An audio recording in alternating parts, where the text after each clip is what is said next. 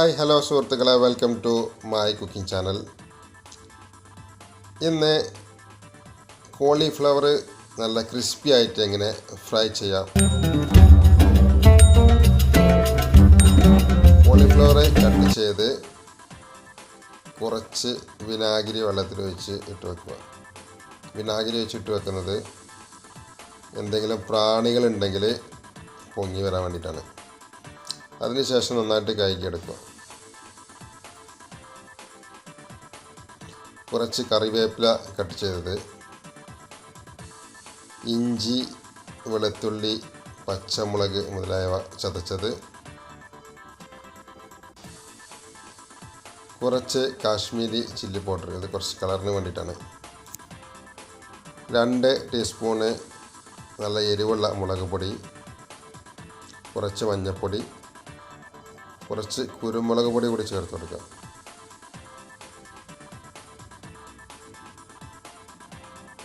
ഉപ്പ് ആവശ്യത്തിന്. ഇനി ചേർക്കുന്നത് കടലപ്പൊടിയാണ്. കടലപ്പൊടി ചേർത്ത് കഴിഞ്ഞാൽ നല്ല ക്രിസ്പി ആയി കിട്ടും. കോഴിമുട്ട ഒന്നും ചേർക്കേണ്ട ആവശ്യമില്ല.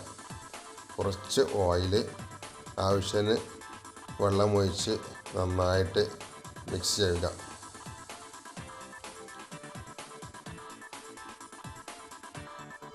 നന്നായിട്ട് മിക്സ് ആക്കിയിട്ടുണ്ട്. ഇനി കോളിഫ്ലവർ ഇട്ട് നന്നായിട്ട് മസാല തേച്ച് വെക്കാം. കുറച്ച് സമയം മസാല തേച്ചതിന് ശേഷം മാറ്റി വെക്കാം. കോളിഫ്ലവറിനുള്ളിലോട്ട് മസാല പിടിക്കട്ടെ. ഇനി ആവശ്യത്തിന് ഓയിലെടുത്ത് ചൂടാക്കിയിട്ട് പൊരിച്ചെടുക്കാം. കോളിഫ്ലവർ പൊരിക്കുമ്പോൾ എണ്ണ നല്ല ചൂടായതിനു ശേഷമേ ഇട്ട് പൊരിക്കാവൂ. അല്ലെങ്കിൽ കോളിഫ്ലവറിൽ എണ്ണ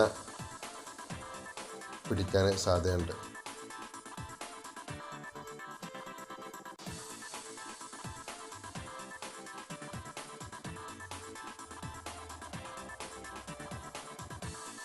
നല്ല ഫ്രൈ ആയി വരുന്നുണ്ട്.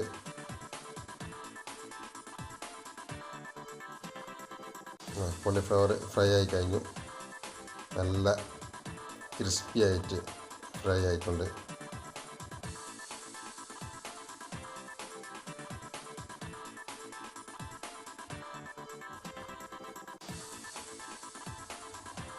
എണ്ണ നന്നായിട്ട് ചൂടായതിനു ശേഷം ബാക്കിയുള്ള കോളിഫ്ലവർ കൂടി പൊരിച്ചെടുക്കാം.